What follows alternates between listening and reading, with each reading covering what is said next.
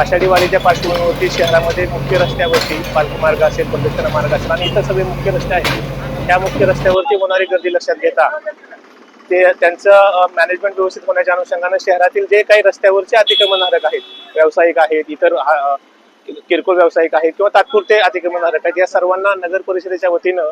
रस्त्यावरील अतिक्रमण काढून टाकण्यासाठी यापूर्वी सूचना दिलेल्या आहेत. आता वारी तोंडावर आलेली आहे, जवळ आलेली आहे, त्या अनुषंगानं नगर परिषद प्रशासन, पोलीस प्रशासन आणि त्याचबरोबर सार्वजनिक बांधकाम, महसूल प्रशासन या सर्वांच्या वतीनं एकत्रितपणे आम्ही शहरातील मुख्य वारीतील जे काही रस्ते आहेत त्या रस्त्यावरील अतिक्रमण काढण्यास सुरुवात केलेली आहे. माझी सर्व पंढरपूरच्या नागरिकांना विनंती आहे की प्रशासनानं अतिक्रमण काढून नुकसान होण्यापेक्षा ज्यांना ज्यांना शक्य आहे त्यांनी स्वतःहून जर अतिक्रमण काढली तर आपल्या पंढरपूर शहरातील वारी ही निर्विघ्नपणे आणि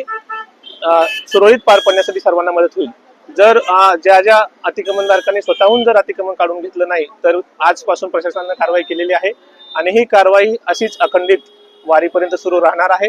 आणि त्याच्यामध्ये रस्त्यामध्ये येणारी अतिक्रमण हे पालिकेच्या आणि संयुक्त विभागाच्या वतीनं आम्ही ते काढून टाकणार आहोत. परत एकदा सर्वांना विनंती आहे की आपण स्वतःहून जर हे अतिक्रमण निघले तर आपली ही जी वारी आहे ती वारीमध्ये व्यवस्थित प्रशासनाला काम करणं शक्य होईल.